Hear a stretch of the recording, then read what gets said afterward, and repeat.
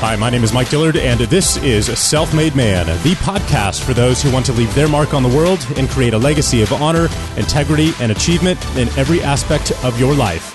I'm glad you're here, and once again, it is time to forge your destiny.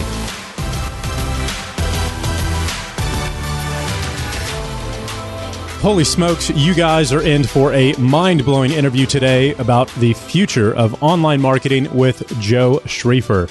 So who is Joe? Well, he's basically the intern that started working at Agora Financial, and he worked his way up to CEO in 2007. Agora is the world's most successful financial and investment publishing company, and when Joe took over, they were doing about $30 million per year in revenue.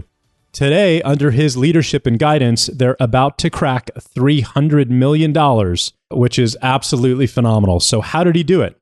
How did he 10x their business in about 10 years?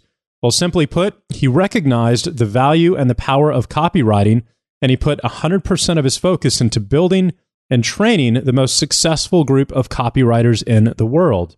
Today, Agora has a team of 45 full-time copywriters on staff, and that has been the secret to their success. Now, I knew that going into this interview, but what I did not know was that Joe and Agora have also seen the writing on the wall. They've seen how advertising is changing. They've seen how email marketing has been changing and how policies in Facebook and Google have been changing. And wow, they are responding and adapting in a massive way. So that's when this interview took a fascinating turn into the future. Just to give you a quick summary of everything we're going to cover today, you're going to learn how Joe and Agora find, hire, and train their copywriters. You're going to learn why certain personality types make for the best writers, and these are the tests that you're going to want to give to potential copywriters in order to make sure that they're going to be successful. You're going to learn about their entire customer acquisition process, how they strategically price their products, how much their customers are worth on day one and over the course of their lifetime. And then we're going to dive into the future. We're going to talk about some big changes coming to the world of recurring subscription businesses, how AI is about to revolutionize marketing, and most of all, how you can keep your business ahead of these changes that are going to fundamentally change our world in the next 36 months. This is, without a doubt, one of the most valuable interviews we've ever had on this show, so please get ready to take some notes and make sure that you get this episode out to your team and your colleagues as well, because I can guarantee you they don't know about some of this stuff either. So thank you so much, and please help me welcome Joe Schriefer. Joe Schriefer, welcome to Self-Made Man. I've been looking forward to this interview for a while now. It's a pleasure to have you on the show today. Absolutely. And just to kind of kick things off to tell you about, anything about me really quick, I am an absolute open book. I do not really believe in secrets. I think it's one of those things that if I can share anything and everything with the listeners of this podcast that can help them out, grow their businesses, take them to the next level. I'm an open book, so there's no question that's off limits today. Awesome. Thank you for that. Appreciate it. So you are really the head of Agora Financial, not one of the largest financial publishing company in the U.S., probably the world. And you've been at that company since college, really. And you've helped grow it over the last few years from $30 million in revenue to $280 million in revenue today. And you guys are known for being the best of the best when it comes to copywriting and direct response. So walk us through your story and how you got your start there. Absolutely. I'm just going to spend a couple minutes on this because I don't want to, bore anybody with my story until we get to the good stuff of what they can take away from my mistakes that I've made to kind of grow their business. But really quick, the way that I tell it is in 2002 or so, I got out of college, with the terrible understanding or thought pattern that I was going to make all this money out of college. Really, no one would hire me. I was a decent student. I wasn't a great student. I wasn't a terrible student, but no one would really hire me. Agora was lucky enough at that point, I was lucky enough that Agora offered me a job. They offered me a job making $25,000 doing database work. I took the job because it was better than the retail job that I was working at Sports Authority before that. And it gave me off on nights and weekends to kind of, go drink beer with my friends. So I got insanely lucky that Agora offered me that opportunity. Spent really 2 years in database management. And then I knew that the job was not right for me. I knew Agora was right for me because of the company culture that we have and the freedom and kind of the libertarian beliefs about running your own business. Treats people like an entrepreneur. So I knew the database stuff wasn't right for me. But I remember the day that kind of my thought pattern switched into this kind of intrapreneur that Agora offers, which was the day that I really asked a marketing manager at Agora what was happening with all these direct mail pieces that we were mailing out. Do people really buy from this stuff? Do people really buy health products from a sensational headline that would say something like an erection so hard you can hang a paint can on it? Like, do people actually buy from these type of things? And they said, let me show you how to run a marketing report. And that was when my life changed forever. That person showed me how to run a marketing report and showed me that all this database work of all these direct mail plans that I was doing at the time, and these promotions and these sensational headlines that we were mailing out, that people were actually mailing us checks back in return, and not a small amount of people, a large amount of people. So really from that day forward, I knew that I wanted to be in direct response. I got very lucky. At that point, Agora was breaking up from one big, large company into smaller, independently run publishing businesses. And I was lucky enough to find my way to a mentor named Addison Wiggin, who was kind of tasked with founding Agora Financial, which was one of the financial affiliates of the greater Agora. So he and I developed a relationship over time. He said, stop doing the database stuff, come run the business with me. I think I was 27 or 28 when Addison really turned the business over to me at that point and said, hey, you go run the day-to-day and Addison will work on the visionary stuff. So from really that point forward, about, let's say 11, maybe 12 years ago now, I've been really tasked with, growing our day-to-day business and doing exactly what you said, trying to turn us into the best and continue to make sure that we're the best at writing copy and direct response. So that's 12 years of really a bunch of mistakes made and a lot of lessons learned, that if I can share those with anybody today, to not make the same mistakes or to be able to hit the gas pedal in ways that I've accidentally hit the brake during my career, like anything that I could share with your audience today, I'm happy to do so, about the lessons we've learned and some things that I would have done differently had I had to go back in time. Yeah, absolutely. So just to give people, again, some context here, you guys are in the information publishing business, which is the same space that I've been in for my entire career. There's a lot of entrepreneurs who are listening to this who are in the same market.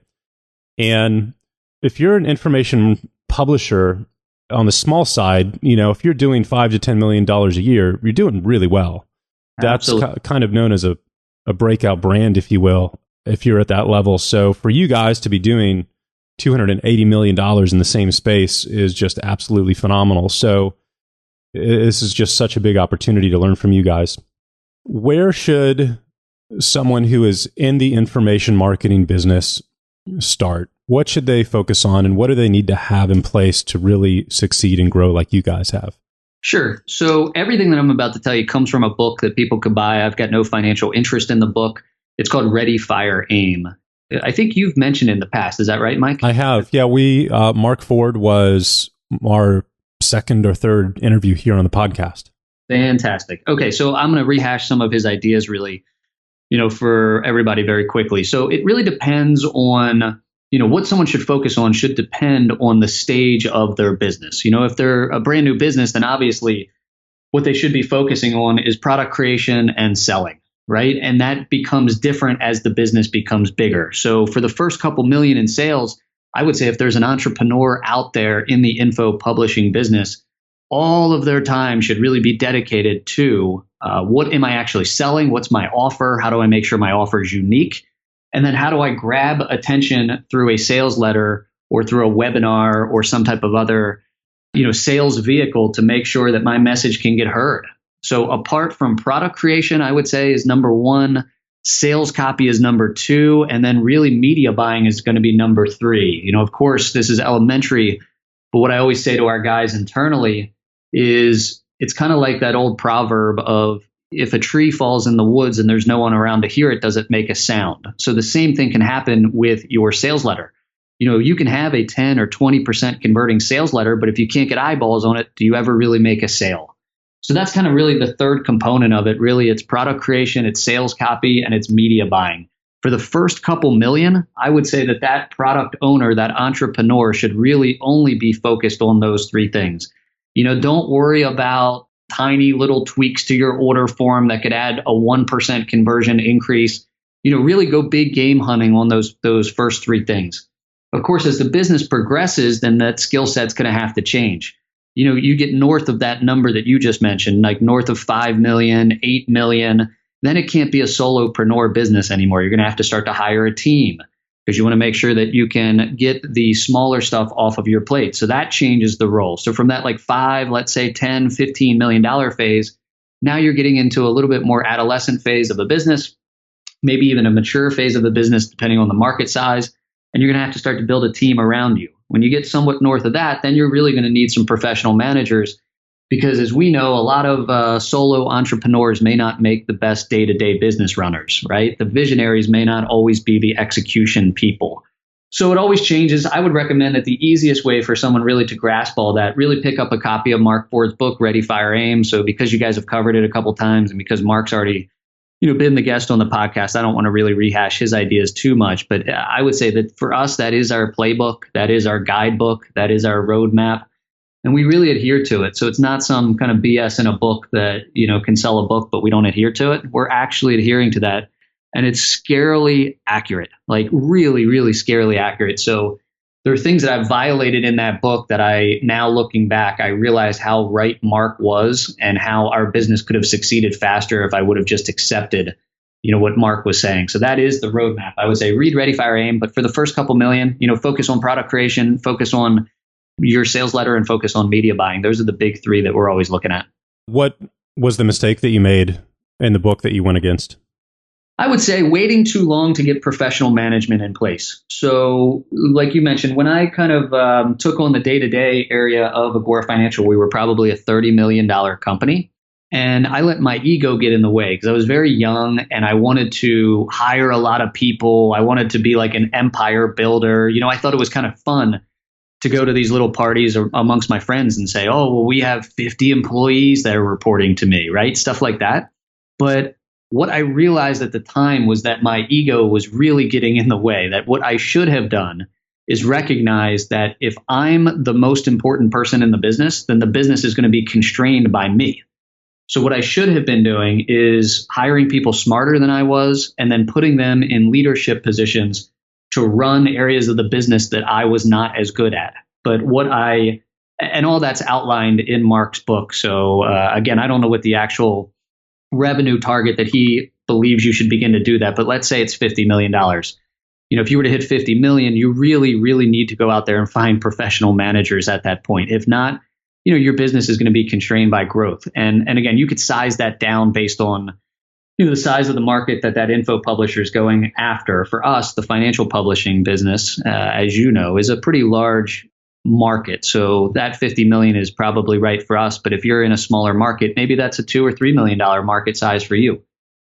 Someone who is in a smaller market. So the idea of finding professional managers and welcoming them into your business, and you as a solo entrepreneur realizing that the business will be constrained by you if you can't find a way to make it bigger than you. And a lot of people, I would say, again, I let my ego get in the way for years of that until I realized that. I wish I would have made that change earlier. On your first hire, who are you looking for? What's the role and where do you find this person, right? Because I've thought about this a lot for Self-Made Man and the platform, right? So I'm like, okay, should I go try to hire a director of marketing or content production, media production from, let's say, a competitor like Creative Live or Skillshare or Udemy? Someone who already understands the business and the business model, does that really make that much of a difference? Is that important? Or can you go out to a broader set of companies? But like, who do you guys go after? So what I would say is if we rewind the clock and we go back and I said, if I could do things differently, here's what I would have done. Yeah.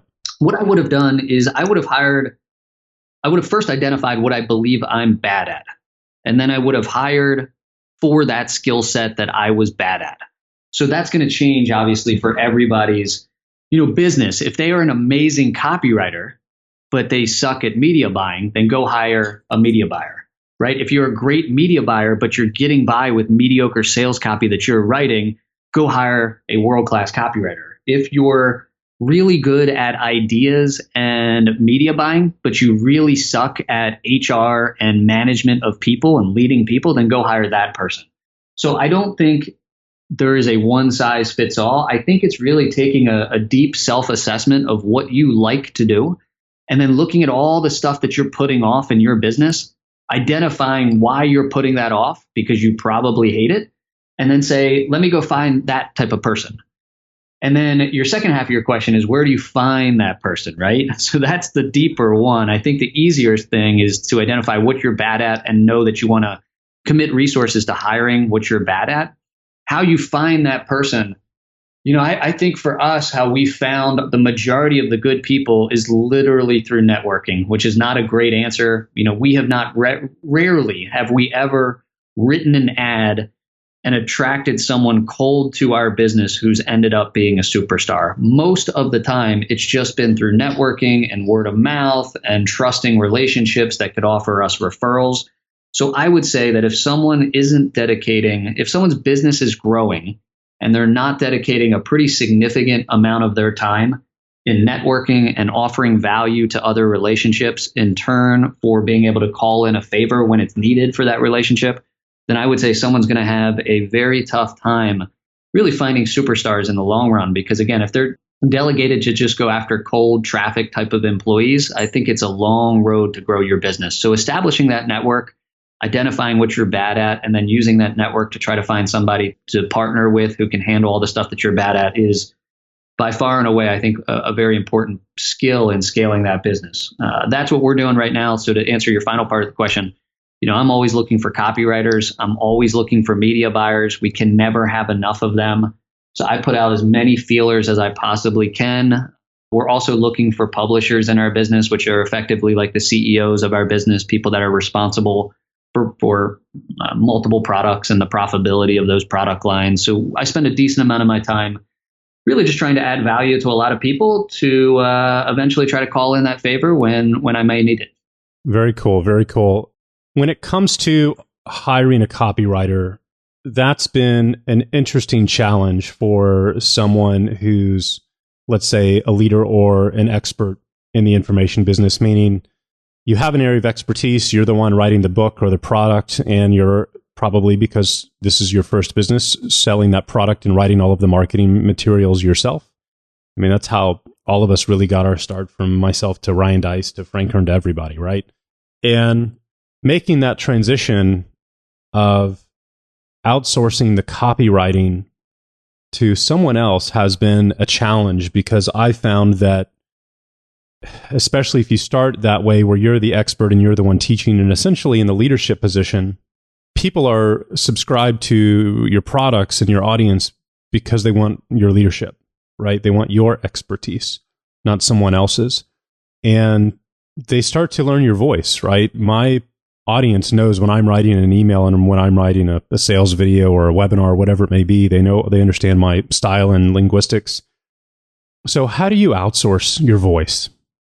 That is a fantastic question. So having a copywriter, especially for Agora, is the number one most coveted position in Agora. It is the single thing that can help and differentiate Agora businesses as far as revenue goes. So we spend such a considerable amount of time doing exactly what you just asked, which is how do we hire, find, train copywriters to nail the voice of our gurus. So I'm going to back up and I'm going to say, I say this all the time, and it's somewhat controversial in the marketplace, but I truly believe that the old school freelance copy model is absolutely dead.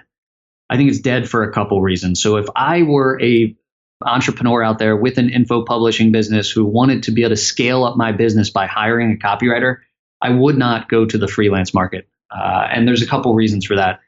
I think the freelance market in copy was mainly built off the backside of, let's say, a dozen really good people who are now either retired or unfortunately have passed away.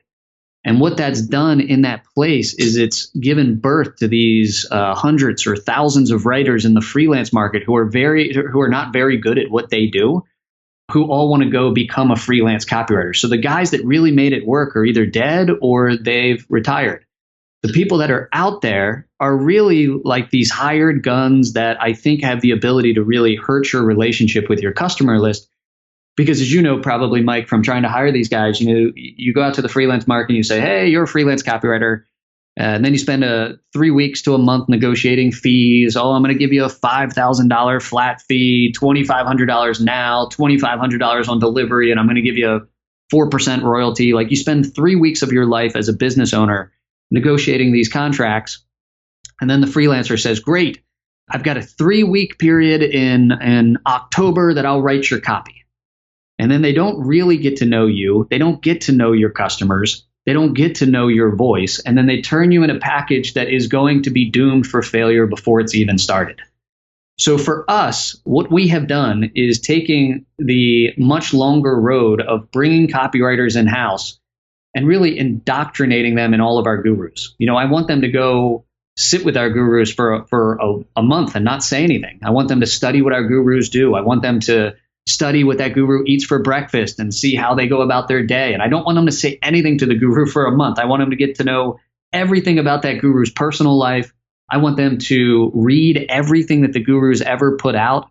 And only then will I begin a training program. And only then will I say, let's go ahead and write copy in that guru's voice. But unless I have that, I think if people are going to the freelance market, they're only dooming themselves for failure. That most solo entrepreneurs are probably going to be able to write a lot higher converting copy than even a quote A-list freelancer out there would be able to, because the freelancer's just doomed from the start.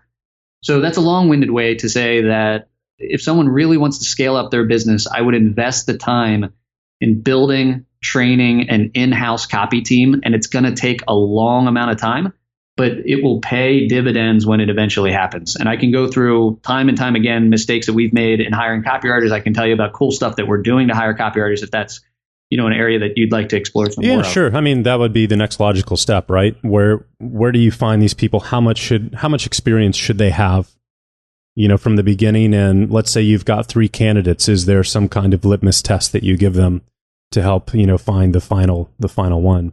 Yep. So let me tell you about this. This is really where we have propelled growth over the past couple years. So is basically by building this enormously large copywriting team. So the way that we've done it, we've kind of had 3 phases of hiring copywriters, and we've gotten better at each one of these phases. So I think this is something that everybody could take away if you are looking to scale your business. Phase number 1 was really, I call it the spaghetti strategy. If you said you could write copy out there, if you had told me you read any type of copywriting book, I was really hiring people and throwing like a spaghetti strategy, throwing it against the wall and seeing who stuck and who didn't. I didn't really have any training out there. Again, if they had read Breakthrough Advertising, or if they had read the AWAI, which was the American Writers and Artists Institute copywriting handbook, I'd basically hire them. So that wasn't a very good model because it had a very, very, very high failure rate and it wasted a lot of my time. So probably every 9 out of 10 copywriters that we literally just hired after reading a book or 2 really failed for us. So that wasn't a good strategy. So then I moved into what I call kind of the IT phase, which is not information technology. But what I was doing is I was hiring on a little bit more instinct and I was providing some training.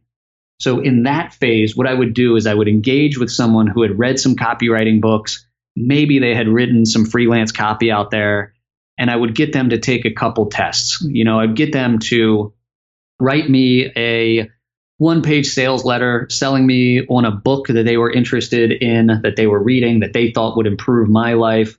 And I would try to judge them by that. So at that point, I at least knew that I had an original sample from that copywriter.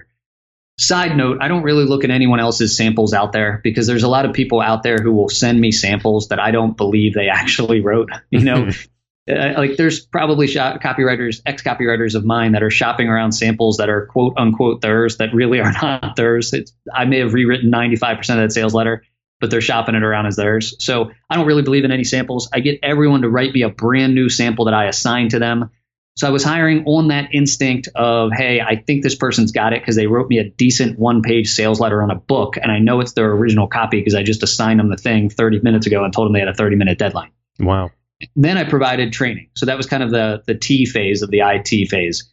So I've got a 9-week training program here at Agora Financial where I do think I could take someone with elementary level knowledge of copywriting and at the end of the 9 weeks get them to compete really, and I think outclass most quote unquote A-list freelancers out there. So I got a lot of copywriting training that I've really devoted to that team. Everything about how to develop a big idea to how to create an offer that stands out.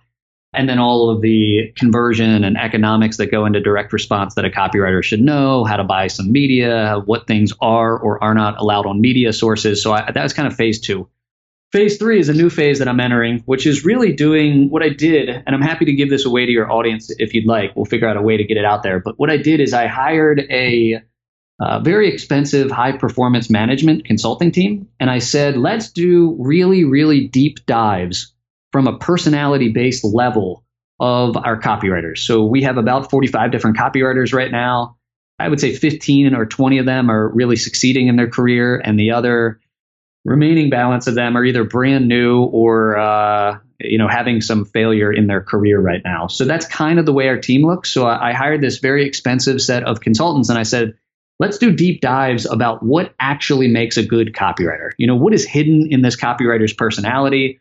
I'm trying to play the Moneyball example if everybody's familiar with that, Billy Bean, right? Like, what's going on in some statistical behind the scenes personality way that may predict that this person is going to be a better copywriter before we really engage with them. So the thing I can give out to your audience, if you'd like, is really I have ranked high to low the 12 different personality types that I'm telling you are near 100% correlation of what makes a successful copywriter with us. Like, if someone were able to administer a personality test before they hired a copywriter, which I would suggest that almost everybody do, I've got the back tested data to say, at least for us here at Agora Financial, this is the general order that the personality should be ranked in. So for instance, competitiveness is the number one ranking to hire a copywriter for me. I want them to be competitive. High urgency, that's the number 2 personality trait, is they have to have urgency. And then when you look towards the bottom of these 12 personality rankings, things like following policy. For us, if someone ranks high in following policy, they're not going to be a good copywriter for us. So that's normally on the very, very low level of that list. So really, I've got this kind of hierarchy of personality traits that are much like a Moneyball example, that any copywriter that we're beginning to do business with from now to the future, they're being put through this personality test. And I'm making sure not that they have to fit the mold exactly, but they can't be reversed. I can't have people that value following policy yet have no urgency. So for us, I bet you I've probably went through 150 to 200 copywriters over the past 5 years of hiring them not being the right fit for us not being the right fit for them. These 12 personality traits are really the most correlated thing I could find with copywriting success that's out there. Very cool. Yeah, we'll figure out a way to do that. That'd be super valuable. One of the next questions that I wanted to cover real quick is about the changes that you're seeing in direct response and traffic and conversion in online marketing, right? You've got Agora, most of your, I'm assuming, demographic, most of your customers on the older side, most probably male. Obviously, you can fill me in on the actuals, but you've also got, some younger brands that I know you work with. I don't know in exactly what capacity, but James Altucher, right? So I know you guys run a lot of his stuff, if not his whole publishing company. And he's kind of got, skews to the younger demographic, I think, 20s, 30s probably. And what differences are you guys seeing? Because if I look at what Stansberry Research has done, which is, under the Agora umbrella, and what y'all have traditionally done, you guys have figured out a business model that works spectacularly well, which has really been dependent upon email. And that's been the same case for me, over the last 10 years also. And now we're starting to see a bigger and bigger shift towards Instagram. Everybody's, even now starting to leave Facebook, and it's moving towards Instagram and even more to YouTube. And are you guys seeing that happen as well? Are you making any kind of shifts or adjustments, or are you just sticking with what's worked and moving forward? It is a very, very interesting question. So I'm going to give you my take on it now. And then if we talk a year from now, it's probably going to be radically different. Mm-hmm. So you were exactly correct that our typical avatar, if you will, is going to be someone who is at or approaching or just past retirement age, who has the uh-oh moment, like, I don't have enough saved for retirement, or I have enough saved for retirement, and I'm terrified that the United States government is going to destroy this, or the dollar is going to die, or the stock market's going to collapse. So it's typically of the older demographic. It is male. It's normally very conservative or even libertarian leaning in their their philosophical belief of the world.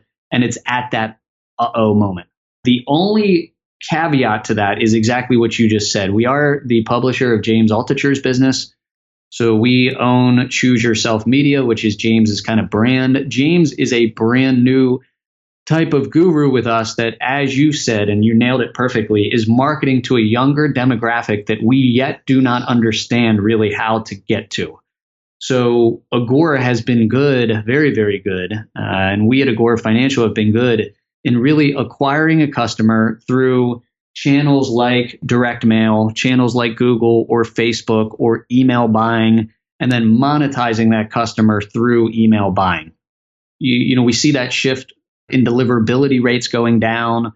We see the policy shifts that are happening on Facebook and on Google right now, that they are censoring any type of outlandish type of sensational copy. Facebook and Google, right? You guys are all reading the news stories, but I think that over the weekend alone, they censored something like 800 accounts that they believed were politically leaning. So we're seeing a harder and harder and harder time finding new sources to put our more sensational messages in front of. So I know the business is going to shift. One of the quick shifts that we've seen is that we are making our text message list work very, very, very well. So if anyone is listening out there and you have a email list and you have not yet converted that email list over to an SMS list and begun to fulfill your product both editorially and through sales messages through that SMS list, in many cases right now, we're seeing SMS outperform email because email deliverability rates are so terrible right now. So I've heard a lot of people making Facebook groups work, of course, right? If you can get behind that firewall of a closed-end Facebook group and then market webinars in closed-end Facebook groups, obviously that's working right now. I don't know for how long that's going to work because Facebook's owning that data and obviously they can shut you off at any given moment. We have not yet went into like Instagram. We've not really yet found a way to monetize Twitter. I'm sure there's other businesses out there that are much better than us. I will tell you that a big, large macro trend, and to give credit where credit is due, I think you and I have a mutual friend in common, which is Rich Schefren. Rich, we are now Rich's publisher here at Agora Financial as well. So we have done a partnership with Rich and his old business, Strategic Profits. Really, Rich is coming out of retirement after 5 or 6 years really being retired. I was going to say, I haven't heard of Rich in 5 or 6 years.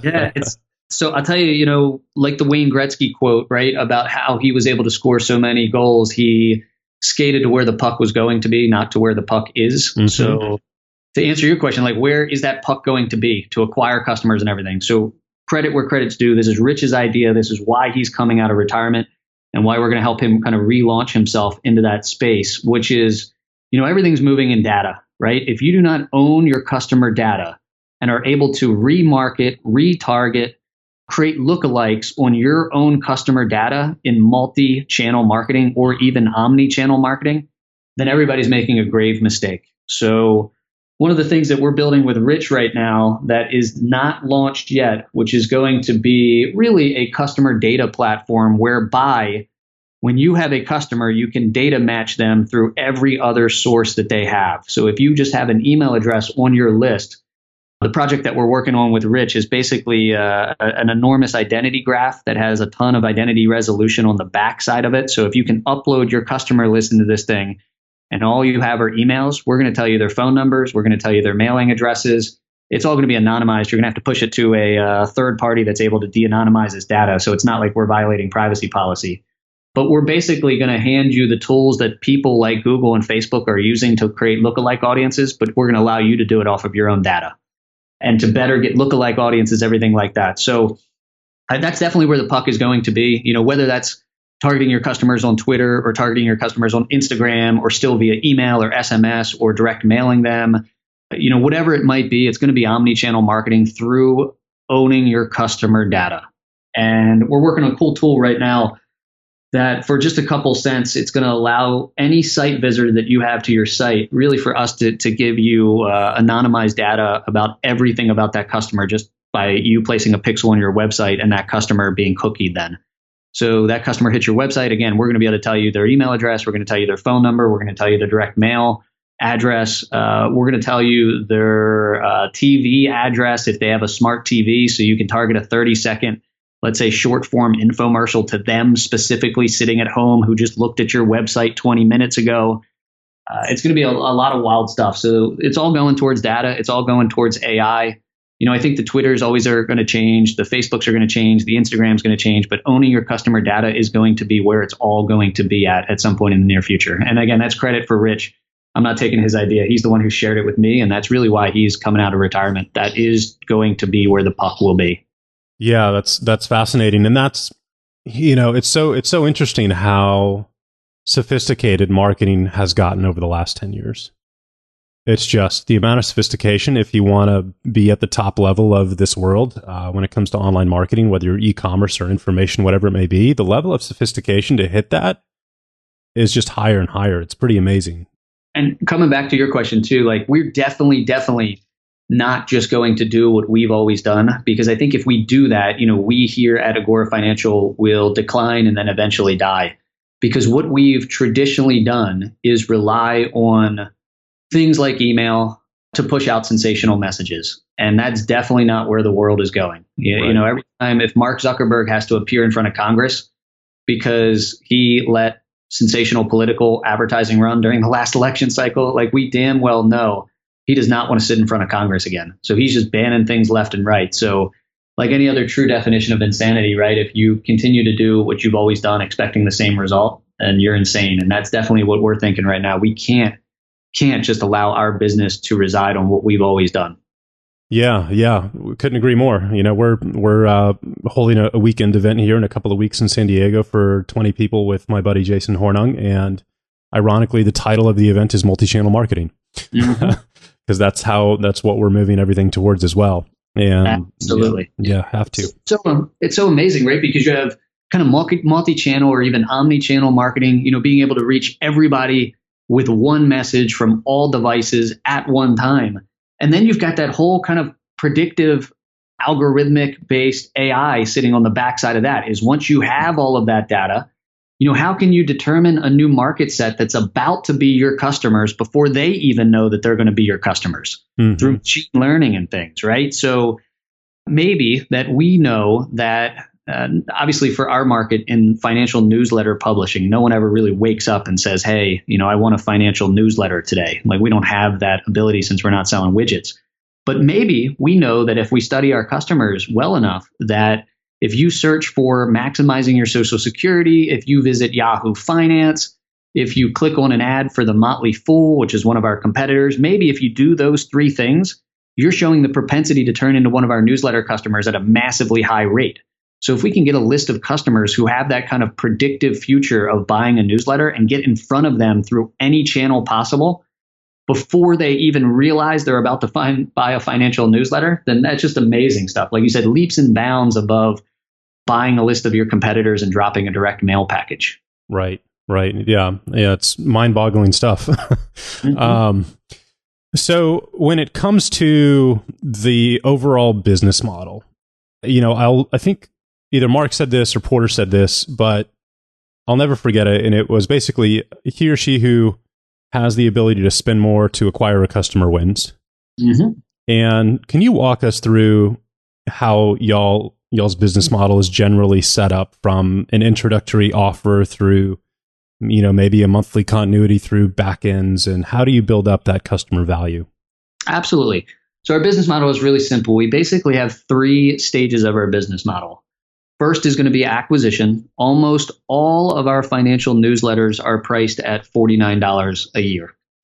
We have price tested this up and down. So $39 to $49 is almost always where we land. Anything less than a $39 a year annual price point for us means that we're acquiring a customer that will not be worth a lot to us over the long run. Anything at higher than a $49 price point, and we're sacrificing conversions only for a couple dollars more in a customer acquisition cost. So we acquire all of our customers pretty much at a $39 or $49 price point. What we at Agora Financial are willing to spend to acquire that customer is anywhere from, let's say, $150 to $300. So let me talk a little bit about that really quick. Even though the initial offer is $39 to $49, by the time that customer checks out, let's call it day zero of the life with us, And by the time they're served all the upsells and cross sells and downsells, by the time they finish that shopping cart experience, the $39 to $49 customer is normally worth about $120 to us. So $120 of revenue coming in. And again, we normally will spend about $150 to $300 to acquire that customer. So we're significantly going into the red day one. So that's kind of phase one of our business, is to acquire customers at that allowable customer acquisition cost. Phase two of our business is the back end. Our back ends are all priced really right now north of $2,000. So we don't have anything from a $49 acquisition price point in between a $2,000 back end price point. And again, this might be specific to us in the financial newsletter niche. So of course, if other people are in different niches, I would just suggest price testing. But what we've found is that we can convert the same amount of customers at $49 as we can at $2,000. And the $2,000 sale ends up just being a better sale for us. Like they're more committed in the process. So we will make sometimes quadruple the amount of money without sacrificing any conversion. So our back ends are all north of 2,000. About 20% of our customers who we acquire will ever end up buying a back end from us.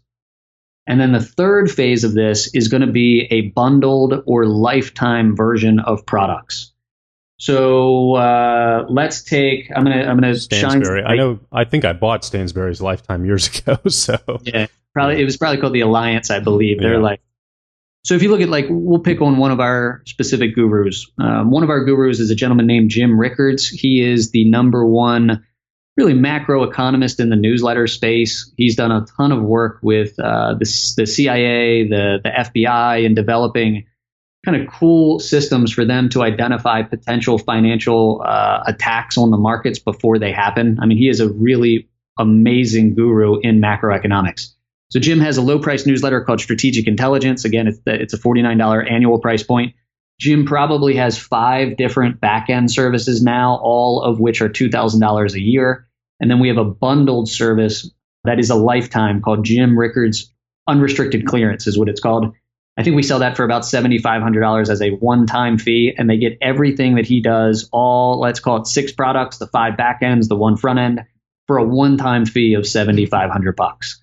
So that is typically the 3 stages of our business. The front end at $49, the back end north of $2,000, and then the bundled products, let's say north of $7,500, depending on how many newsletters they're going to get. Again, about 20% will ever buy the back end. Probably 2 to 3 to 4% if we do our jobs correctly will ever buy the big bundle from that guru. And then we really rinse and repeat that process across multiple different gurus and multiple different personalities. James Altucher that you mentioned is the same way. James has a low price newsletter, has 4 different back-end services, all north of $2,000, and he's got a big bundled service as well that we call the Altucher Alliance. So that's really, really valuable info. And one of the questions I had for you is on the $49 annual subscription, right? The amount of value that a customer is getting on a monthly basis for $49 is off the charts with any of these offers. What kind of renewal rate do you guys shoot for or expect on year 2's billings, given the fact that you're going to have credit cards that are expired or people that cancel? But, you know, we've got a $97 a year subscription for Self-Made Man, right? So what should I shoot for as a renewal rate in year 2? So this changes over time, of course, but I'm going to give you the big broad brushstrokes. Probably pre-2007, when someone signed up to a newsletter of ours, they did not go on automatic renewal. With a non-automatic renewal offer pre-2007, we would anticipate, let's say, 30 to 40%. If we were to deliver a great product and we had all of our renewal series dialed in, 30 to 40% would have been an amazing renewal number at year 2. When we switched to auto renew and when we tested into that in 2007, 2008, and we found out that we could acquire the same amount of customers who were on automatic renewal, then the game really changed. Our renewal rates went up to probably 60%. And that, I'll tell you, we made some mistakes there. If we would have really had a renewal series dialed in, as well as the auto renew, if the renewal series just didn't convert anyone quick enough, I think we could have had 70 or 80% renewal rates. But what happened was that we switched to automatic renewal, and then we stopped sending these people renewals because we just said, hey, these people are going to renew at the end of year 1 anyway because they're on automatic renewal. Let's not waste our time. Right. but that ended up being a mistake. So again, long story short, it was about 60%. That's going to change again very much coming up here, because I believe we are hearing rumors of certain credit cards not liking the automatic renewal force-in. The forced automatic renewal people do not like now. So I think Visa is about to tell us that people are going to have to check a box to be part of the automatic renewal program. Wow. Fascinating. That is coming. When Visa changes that, I think it's just going to be a matter of time before all of the other credit card companies change that. So they'll be the thought leader in that space. My guess is if we talk here a year from now, that you're going to see all the major credit card companies, if you're in the info publishing world, forcing a physical checkbox that they have to check, the prospect has to check, not that they have to uncheck it, but that they have to check to opt into automatic renewals. So I do think that our renewal rates are about to decline, because I think I don't even know what the numbers will be. My guess is 20, 30, 40% maybe will check that box and the rest of them won't. And then we'll be blended somewhere between the old renewal rates and then the automatic renewal rates. My guess is if we sit here a year from now, it's 45 to 50% that we'll have renewing at the end of year one. Wow, interesting. So we run everything through Stripe. I wonder if Stripe is going to obviously update their system and settings for merchants if they're going to set up an auto renew. Absolutely, because the changes are not going to come from the merchant account level. They're going to come from the credit card account level. Yeah. So, all of those payment portals like the Skypes and, whatever else people are using as merchant accounts, I do think that very soon they're going to be forced to adapt to new credit card rules, and where those end up, it's anyone's guess in the next couple of months. But I think we'll get to the point that you need to physically check that box to opt into any type of automatic renewal. And that's not just going to be us, right? That's going to be on things like Netflix and anything that's got monthly billing. Coming back to your original question, we really don't do too much monthly billing because chargebacks have become such an issue for us. And I'm not sure if anyone listening has ever went through the fun of scaling an offer only to have chargebacks come back and bite them. But if you do monthly billing and someone charges back that monthly billing, let's say they sit on your monthly billing for 6 months, and then at month 6, they charge back, which again is another area. All the credit card companies are making it much easier to charge back than ever before in history. And when someone charges back on month 6, they don't just charge back on month 6, they charge back all the months. So if you're putting monthly reoccurring billing in front of someone's face, and at the same time, the credit card companies are making it easier and easier and easier just to file a chargeback, even if you're doing everything right, your customer service is dialed in, you've got your customer service number on every monthly billing. When someone hits that chargeback button, all 6 months come back as a chargeback, and it's counted 6 times against your chargeback ratio. So that's really why we don't do monthly charge billing. We used to, and it just turned into a damn nightmare for us, to be totally honest. Wow. So all of ours are annual programs. Maybe that changes in the future, but right now we are terrified of monthly auto bill because of those chargebacks going skyrocket. And again, once you get in that vicious cycle, if someone's in it, it can significantly hurt your business. It can cut you off from merchant accounts, all that good jazz that I'm sure a lot of people in the info publishing business has found. Yeah, fascinating. Man, lots of big changes coming. Yeah, it's like I said, the amount of change and the speed of change just seems to increase and increase and increase. And that means opportunity for those of you who are paying attention, because a lot of people are going to get left behind and they're simply not going to be in business, a year or two from now. And the people who do capitalize on these changes and adjust for them, they're going to 10x because they're going to take up all of that market share. So absolutely. Yeah, I would say anybody taking away, if you think about one takeaway, because as you know from talking to Mark and things like that, Mark always talks about the rule of one. What is the one thing I'm going to do today after listening to this podcast? What's the one sales letter I could create? If someone had to take a rule of one away from this podcast, it would be that exact idea that just because things are this way right now in internet marketing, it's definitely not going to be that same way in the future when you look at all the political stuff that's going on, the chargeback stuff, the merchant account stuff.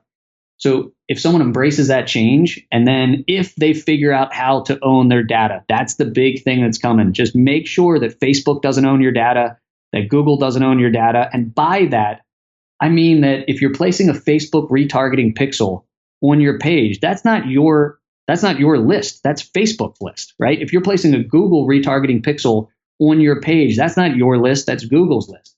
You need to figure out a way to own and maintain your own customer data in the future. Because if it's yours, then you could do whatever you want with it to the extent of the law. But if you leave it to these big companies, they're going to take your data, they're going to cut you off at some point, and you don't want to be in that business because it is a sea change coming. Yeah, I mean, that's everything right now. That's everything. You know, we talked about it a little bit earlier, but everything's going from macro marketing, if you will, to micro marketing, micro targeting, micro niches, putting, instead of just one ad up at the front to a large group of people, now it's putting smaller ads, and you're just going to put that ad up in front of a large group of people, but then after that, based on their interaction with it and their engagement, now we're going to put smaller ads in front of them at the right period in time, over a series of time, instead of just hitting them over and over again with the same angle, the same ad set. Absolutely. Now you might be showing an ad that answers questions and objections in a 2-minute video to 250 people. Who are at that phase and then at that point in your audience through their essentially customer journey on the way to buying your product. So yeah, that's what we're working on as well. Lots of good stuff. Well, Joe, this has been incredibly valuable, hugely insightful, and I think this is just going to really open up a ton of light bulbs for folks who are new to this space or in it now and kind of wondering where it's going to head in the future. Where can folks go to stay in touch with you or, follow your work? Any of those resources? Yeah, I would say if you want to follow anything that we're doing, it's just agorafinancial.com. You can sign up for a bunch of the free e-letters that we have. So if someone wants to see, what we're marketing, if someone wants to follow what's working, the basic rule of thumb is if you sign up for any of our free e-letters and you see the same ad 3 or 4 times, you could probably assume that it's working decently. So if someone wanted to look at our themes that we're working or model some of our sales letters or to anything like that, free e-letters at agorafinancial.com. The other way is, again, I'm an open book. I've hired a ton of copywriters. I've made a lot of mistakes. I think I've dialed in my training program and my acquisition of copywriter program. So if anyone wants any details on that, I can give out my personal email address. I'm not going to do anything with these emails, of course, other than just answer them personally. It's not like I am going to start mass emailing them. But if that would work, that's cool with you. I'll just give out my personal email address and people could ask me any questions. That's up to you, brother. Okay. You don't have to. You don't have to do that if you don't want to. It's all good. I do this, and everybody says, "Oh, that's crazy," right? But I like having a lot of friends, and I like having a big network of people that we can all, mutually benefit each other. So my email address is J, and then my last name, which is spelled SCHRIEF, as in Frank, ER at agorafinancial.com. So it's J Schriefer, SCHRIEFER at agorafinancial.com. So anyone who has any questions about building a copy team, scaling up any offers, we've made some grave mistakes that we didn't get into about really scaling offers too fast on platforms that didn't like it. We did it around James Altucher last year. He got known as the Bitcoin guy, and then I think single-handedly we may have had a small part to play. A small part in playing that people couldn't advertise cryptos. So we made that mistake in scaling too fast. So really, ask me any questions. I'm happy to answer it. Happy to get on the phone with anybody that needs further explanation. Total open book. And if I could help people, I know that it'll help me in the long run. That's awesome, Joe. Well, thank you so much for your time today and your contribution. This was great. Thank you guys, as always, for listening. If you learned something from this episode, I only have one ask, and that's go to iTunes and leave a 5-star review for us to say thank you to Joe, send him an email, and we'd appreciate that very much. So thank you again, and we'll see you next week.